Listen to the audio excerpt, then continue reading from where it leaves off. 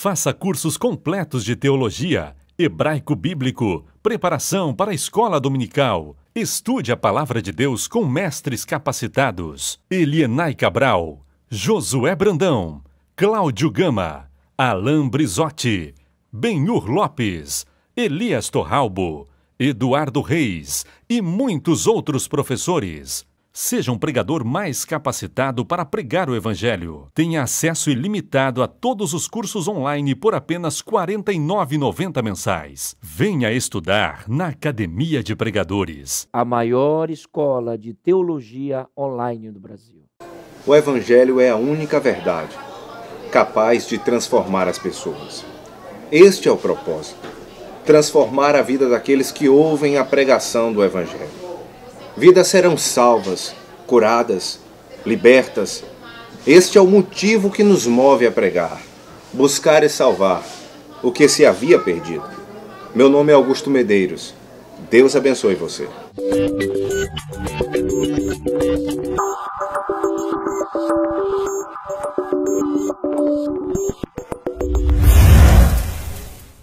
Aleluia. Oh, glória. Ande canto cuiande. Deus é fiel. Deus é fiel.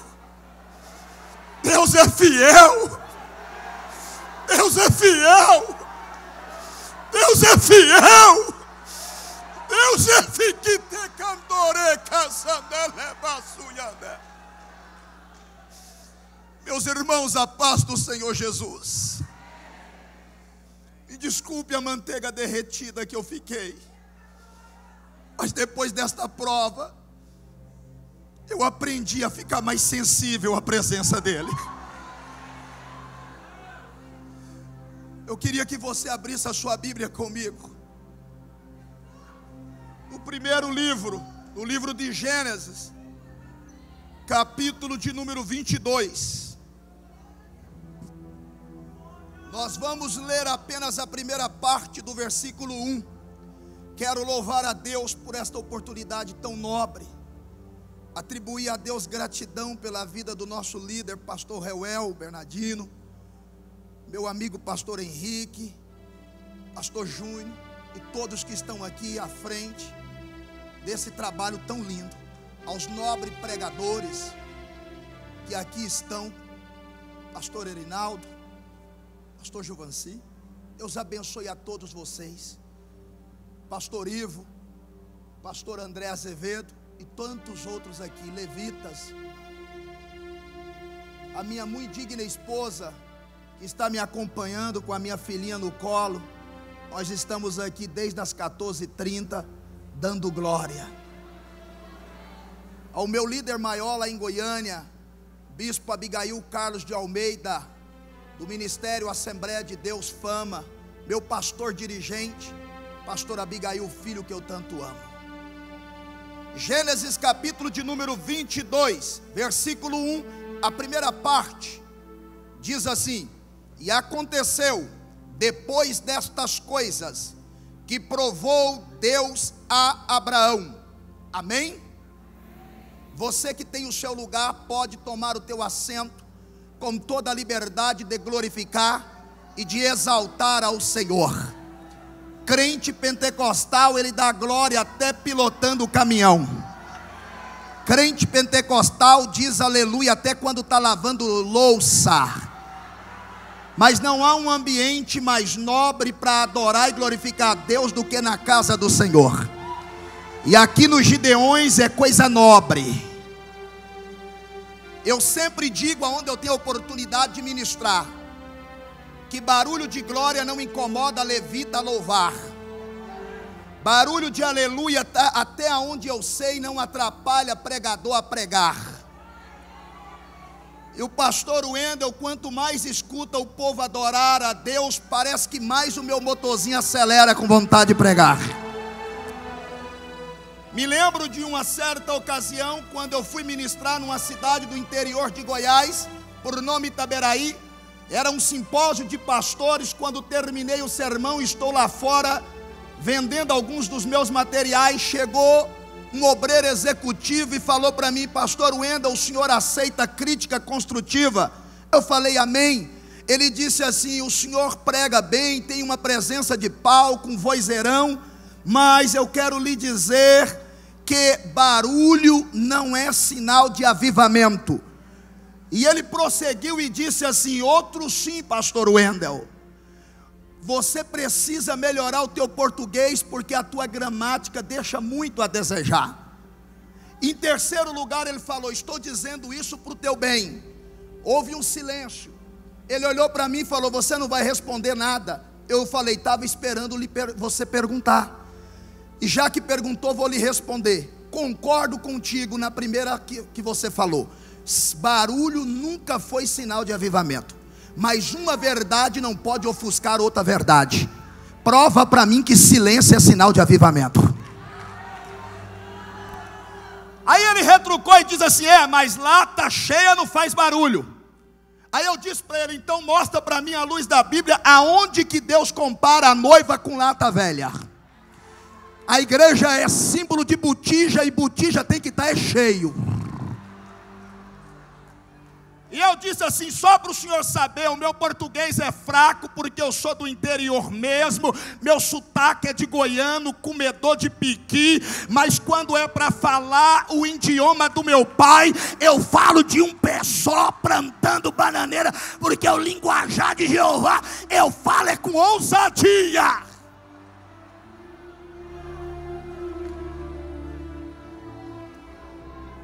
Agora olha aqui para mim, por favor. Nós acabamos de fazer uma leitura bíblica que muito me chama a atenção. A Bíblia está dizendo: e aconteceu depois destas coisas, que Deus, com D maiúsculo, provou Abraão. Não foi o diabo, nem o próprio homem. O próprio Jeová, quem decidiu provar o patriarca Abraão.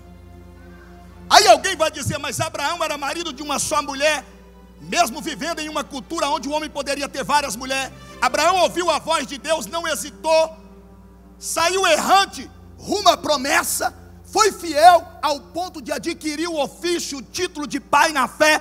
Então por que Deus decidiu prová-lo?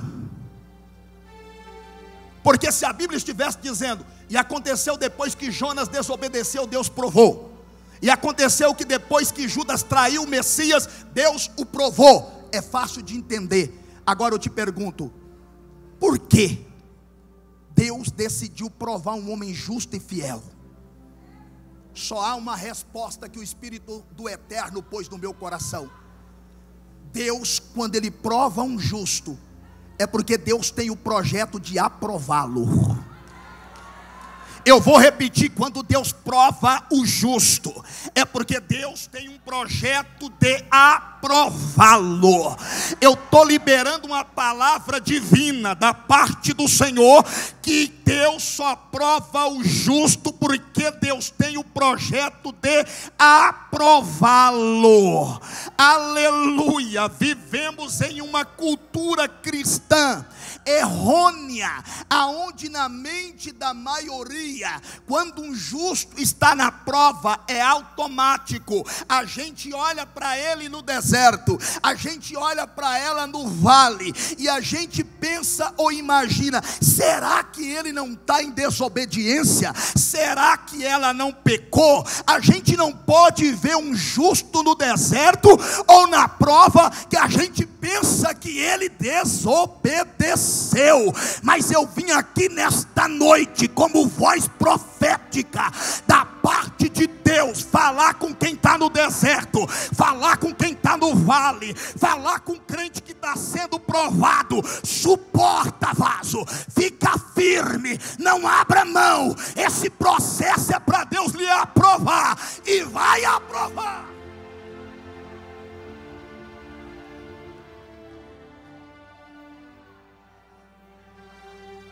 Lembra dos 3 amigos de Jó?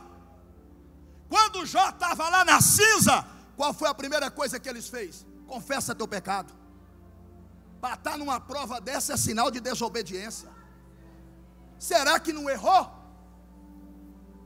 Enquanto os homens aqui na terra apontam o dedo para criticar, no mundo espiritual, o próprio Deus entra em cena. E Jeová, quando pega o microfone, ele diz assim: tem visto meu servo, homem íntegro, reto, crente, que desvia do mal. Enquanto o homem aponta o dedo, Jeová está dando testemunho de tu.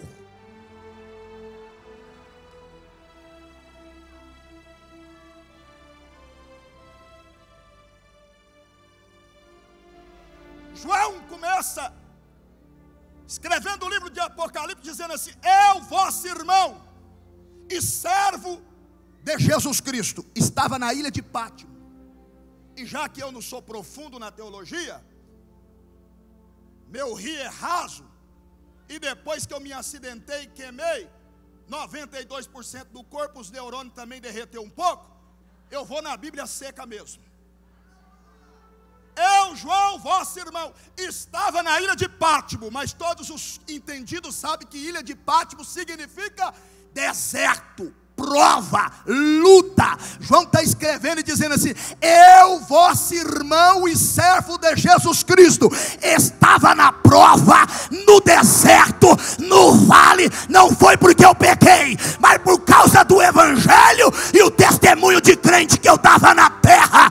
Crente pentecostal é igual pandeiro: quanto mais apanha, mais barulho e mais festa dá. Quem está dando glória comigo aqui? Quem está adorando? Xamba, Kete, Yaban, Tocou, Ricala, Yabaçu, Yandeke, Pegaman, socorro. E parece que a glória mais gostosa que Jeová gosta de degustar é quando o crente está lá no deserto, está lá na prova. Satanás olha e fala: vai murmurar, vai negar a fé. Aí ele diz: bendito seja o Senhor, tudo que eu tinha foi Deus que deu, Ele tomou, e louvado seja o Senhor.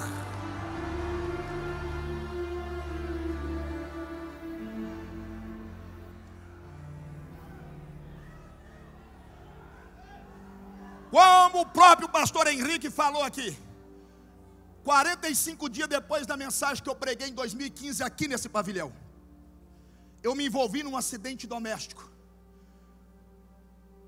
em um corredor de 1 metro por 9 metros de comprimento.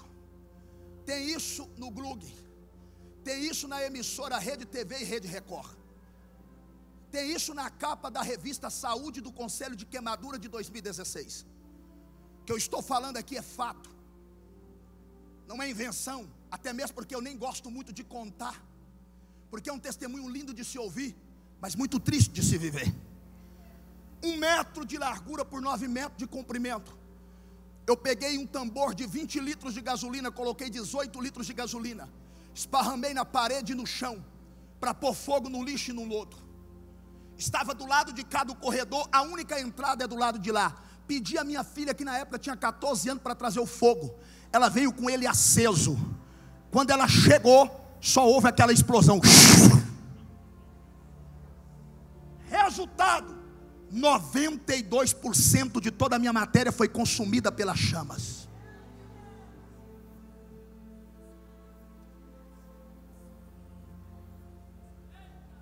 Fiquei em coma, fui entubado, fui parar na UTI. E o mundo sabe, principalmente quem estuda, que pela medicina quem queima mais de 90% não tem sequer 1% de chances de vida. Mas Satanás esqueceu que o Deus que nós servimos é o Deus das causas impossíveis. Eu vim aqui nesta noite como profeta dizer para você que Deus vai te tirar do deserto, Deus vai te arrancar deste vale, a prova vai acabar, porque o teu Deus é o Deus das causas impossíveis.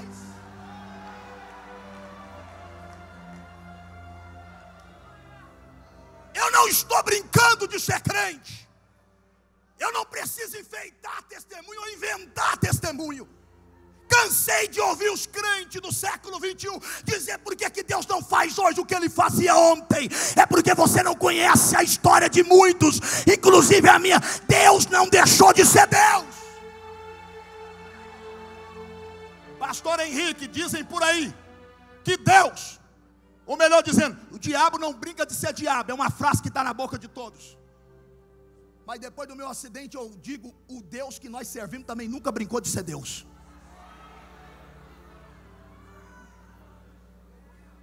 Eu fui desenganado 4 vezes pela medicina, levando em consideração que quem queima mais de 90% do corpo não tem 1% de chance de vida. Eu posso dizer em alto e bom som que eu fui desenganado 5 vezes. Sabe o que é alguém chegar e olhar para você e falar: tua história acabou, ponto final, já era. E tem crente aqui nesta noite que ouviu isso dessa semana. Falaram isso para você ainda este ano: acabou, já era. Mas Deus me trouxe aqui para lhe dizer que quem dá a última palavra aqui dentro é Deus. Ser desenganado por quem está enganado não tem nada a ver. Quem dá a última palavra aqui dentro é Deus. Quem dá a última palavra aqui dentro é Deus. Antai, cantou, copam, toqué. Sabe por que José não ficou lá na cova, nem Daniel lá naquela cova dos leões? É porque Deus me trouxe aqui para lhe dizer que a tua prova terá fim. Deus vai te arrancar desta cova. E se é Deus que está falando, receba graça. Cantou, cocô, mandaga.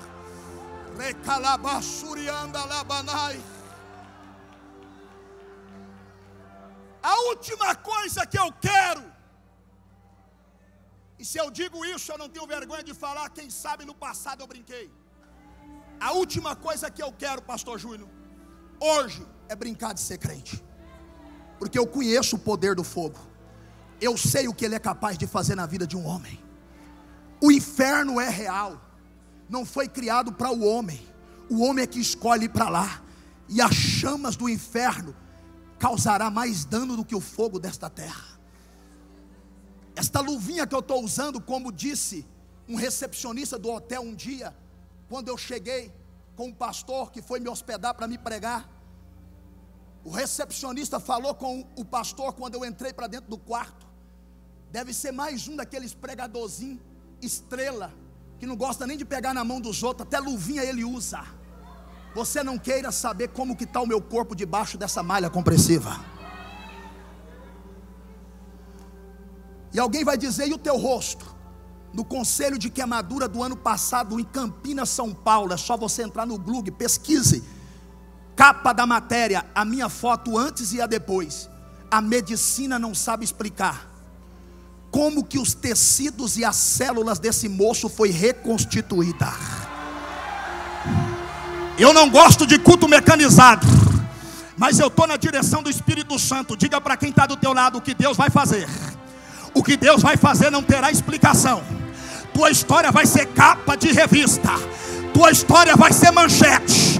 Estão pensando que a história acabou, estão pensando que esta prova vai acabar com a tua história, e nem imagina que é agora que Deus vai começar.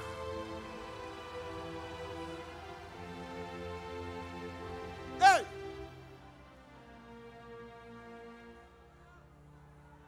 Quando eu estava na UTI pela 3ª vez que eu fui desenganado,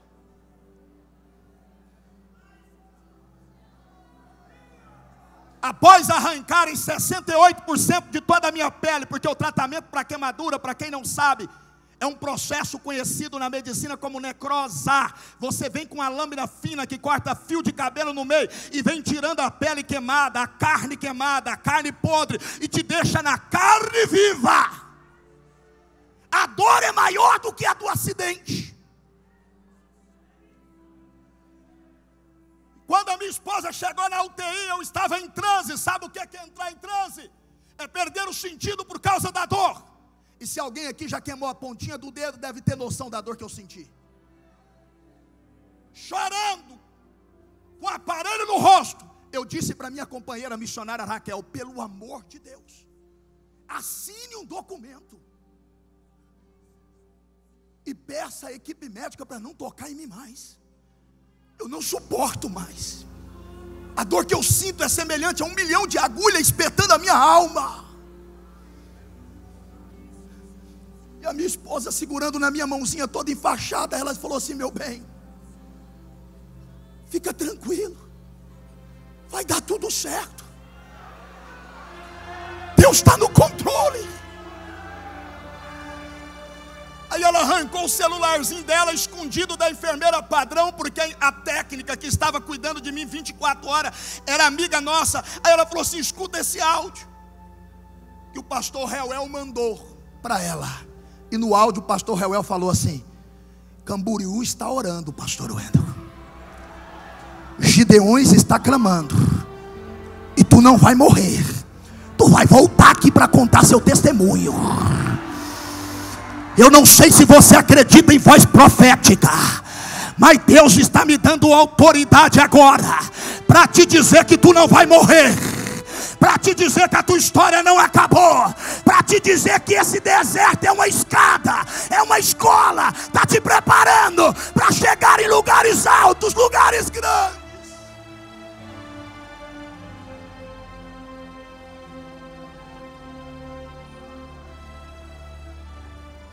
E quando acabou a visita, minha esposa falou no meu ouvido direito: meu bem, quando estiver doendo, só adora a Deus. Aí hoje eu entendo o que o profeta Abacuque quis dizer: se a figueira der fruto, ou deixar de dar fruto, eu vou dar glória. Se no curral tiver gado, ou o curral tiver vazio, eu vou dizer aleluia. Se a terra produzir ou não produzir, eu vou falar em línguas estranhas. Se eu tiver oportunidade ou não tiver, eu vou ofertar. Hoje eu sei o que Abacuque quer dizer quando a gente escuta esse texto bíblico de Abacuque, capítulo 3. É o homem de Deus falando: se a porta fechar ou se abrir, Ele é Deus. E quando a minha esposa saiu, ficou no meu coração a seguinte verdade. E eu refletia diante da verdade que Deus falava na minha alma: não sei se eu vou voltar a pregar, não sei se eu vou voltar a ter uma vida normal, porque eu ficava em uma cama de colchão d'água, todo atrofiado assim. E eu comecei a pensar: não sei se a minha vida vai continuar, a mesma nunca mais vai ser. Mas independente do que Deus fazer ou deixar de fazer, Ele é Deus. E como crente que eu preguei a vida toda, é meu dever continuar sendo servo dele. E eu fico vendo uma meninada pegar a Bíblia, levantar ela para cima e olhar para trás, igual eu estou olhando aqui, e falar assim: se Deus não fizer aqui, eu jogo essa Bíblia fora. Se não acontecer, não foi o profeta que falou, então foi quem? Deus fazendo ou deixando de fazer não muda nada. Olha os 3 amigos de Daniel. Ó rei, fica sabendo hoje, não é amanhã não, que se o nosso Deus quiser, porque Ele não é obrigado a fazer nada aqui, se o nosso Deus quiser nos livrar desta prova de fogo, Ele é Deus. Mas se Ele não quiser, continua sendo Deus. E nós vamos continuar sendo judeu, santo, dando glória, dizimando, falando aleluia e ofertando aleluia.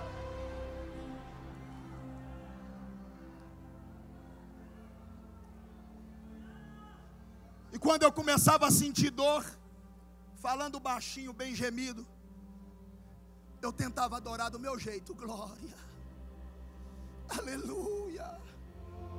Aí eu ia lembrando da Bíblia que eu lia, eu ia refletindo quando a Bíblia diz assim: tem momento que a gente não dá conta nem de orar, mas o próprio Espírito com gemido intercede. E eu dizia: Deus, está doendo, mas o Senhor é Deus.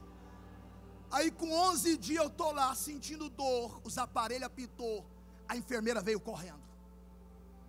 Quando ela chegou, ela: pastor Wendel, senhor Wendel, o que está acontecendo? O que está acontecendo? Ela olhou nos aparelhos, papá pegou para medir a febre. Ela: meu Deus, 39,8, pode dar uma convulsão. E liga para a enfermeira: calma, doutora. Eu chamava ela de doutora, mas ela era só uma enfermeira. Calma, está doendo, mas está gostoso. Aí ela balançou a cabeça e falou: pastor, que vergonha é essa que eu estou do senhor? Falei: o que foi? Ela falou: pastor, tem 2 anos e 1 mês que eu estou afastada dos caminhos do Senhor. Eu falei: por que tu saiu da presença dele, santa?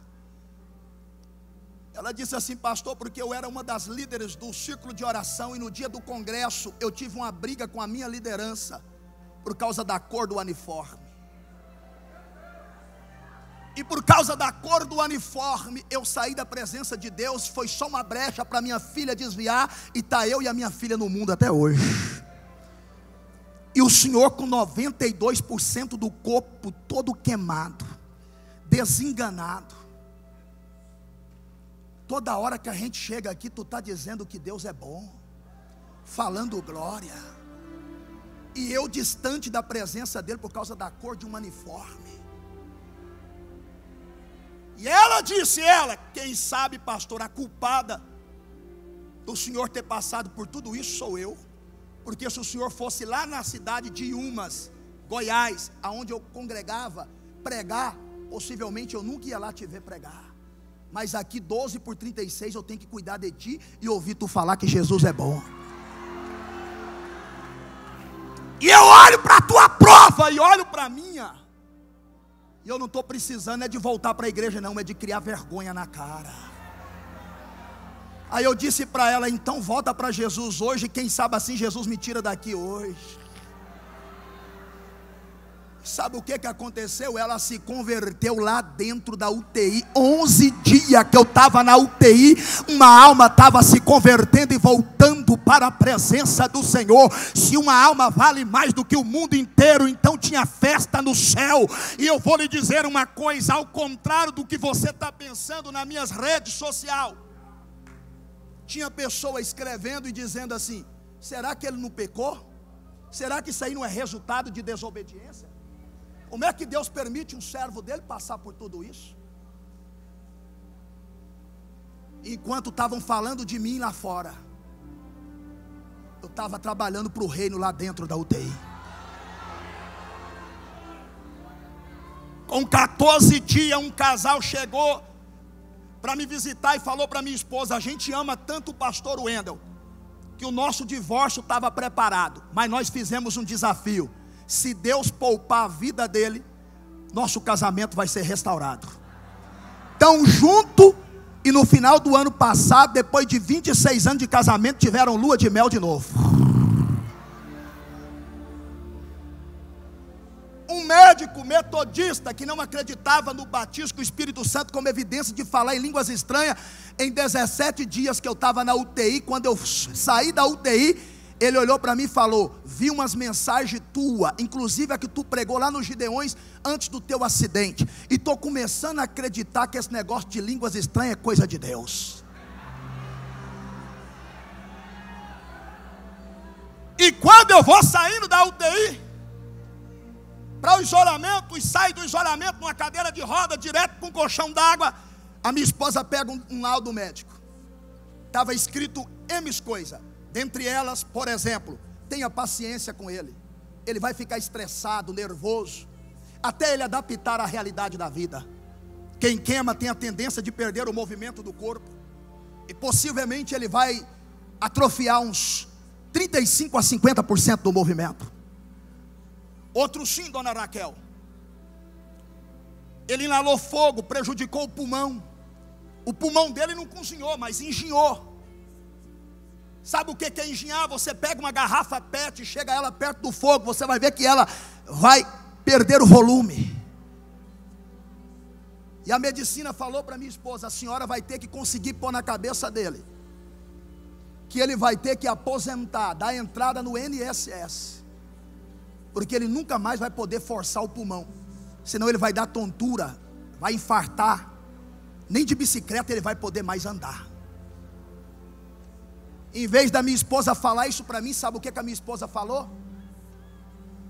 Ela pegou o tablet, quando eu estava deitadinho lá no meu colchãozinho d'água, dentro do meu quarto escuro, porque eu não podia ligar nem a lâmpada, e ela acessou o tablet de longe e falou: meu bem, olha aqui, mais de 67 mil pessoas no mundo na minha página dizendo assim: estamos orando por ti, estamos orando por ti, estamos orando por ti, estamos orando por ti. Tu vai vir aqui contar seu testemunho, tu vai passar por aqui dando teu testemunho, tu tu vai mostrar para o Brasil que Deus não deixou de ser Deus. O mundo vai saber que vale a pena servir o Senhor. Nosso Deus é Deus de milagre. A gente está orando.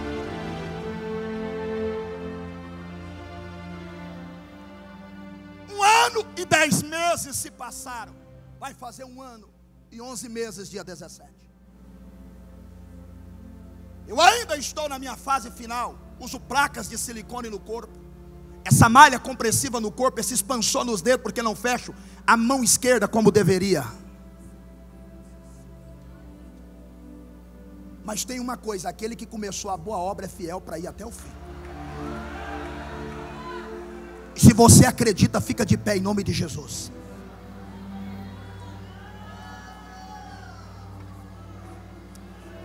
Eu não sei se vai te incomodar, mas eu queria que você pegasse na mão de alguém que está do teu lado, por favor.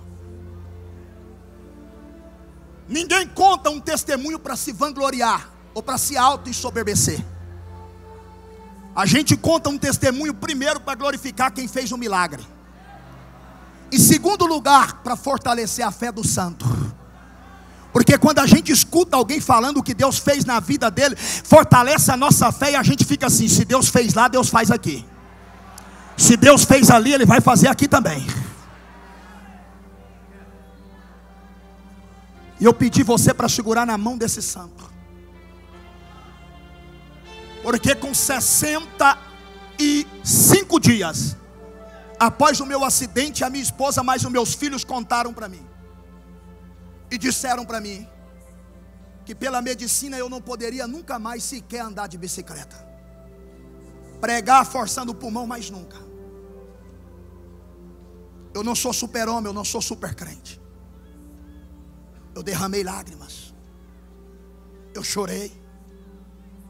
Senhores ministros, levitas que aqui estão nesse altar e aí embaixo na nave do pavilhão. Imagine alguém chegar para você e dizer: teu ministério acabou. Tu não vai poder mais louvar. Tu não vai poder mais pegar o microfone para pregar. Eu não sou super-homem. Eu sou vaso de barro um tanto quanto você. Eu chorei. E em meio às minhas lágrimas, o Espírito Santo me fez lembrar de uma verdade. E Deus falou comigo lá no meu quarto: quando tu estava na UTI, tu me adorou e eu te arranquei de lá. Pensas tu que eu não tenho poder para te devolver as tribunas desse Brasil e do mundo? E naquela hora eu escuto barulho e a minha esposa dizendo: tem que colocar uma luva, tem que lavar os pés para entrar lá no quarto. Mas profeta, quando está cheio de Deus, irmão, ele passa por cima de tudo. Era um profeta entrando lá no meu quarto, e o vaso entrou com tudo. Deu uma rajada de línguas estranhas, apontou o dedo e disse: assim diz o Senhor. Estão pensando que o teu ministério acabou, e até tu acha que a tua história terminou. Mas Deus me trouxe aqui para lhe dizer que é agora que Deus começa a tua história.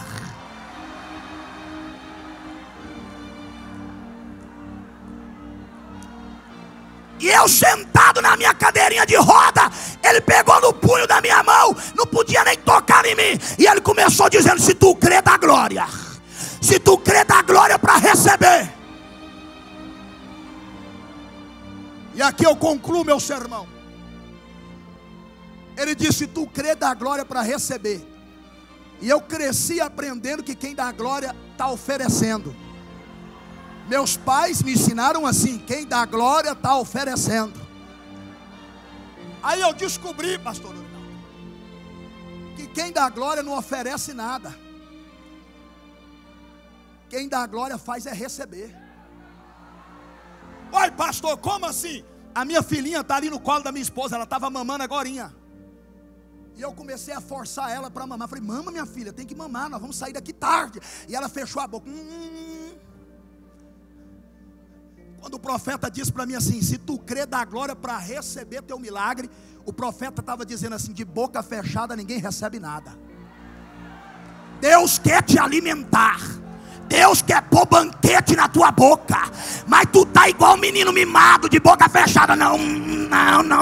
Agora quem está adorando está dizendo: manda tudo, Jeová, desce de goela dentro, eu quero receber. E enquanto eu fui adorando, 3 dias depois, 69 dias, eu estava de pé pregando a palavra de Deus, e não vou parar. Deixa eu ver quem quer receber, deixa eu ver quem está de boca aberta. Deus vai encher, deixa ele adorar, deixa ela adorar, deixa adorar. Ele não é menino mimado, ela não é menina minada, ela quer receber. Olha lá, tá recebendo lá. Deixa eu ver quem tá comendo aqui.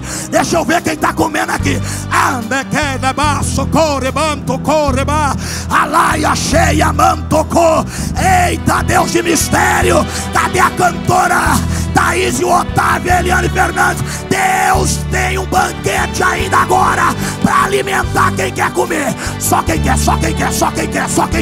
Deixa eu ver quem quer.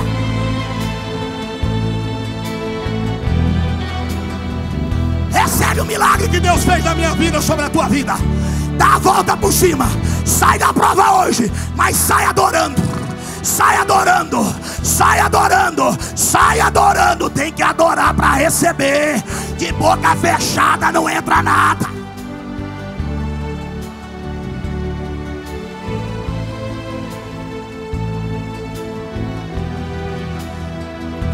Tem alguém com sede aí? Tem alguém com fome aí? Se tiver alguém adorando do teu lado, não atrapalha não. Ele quer comer o banquete, ela quer beber o banquete. Ele está com sede. Deixa eu ver quem está com sede. Sede de Jeová, sede de Deus. Só quem está com sede, na prova ou fora da prova, adora.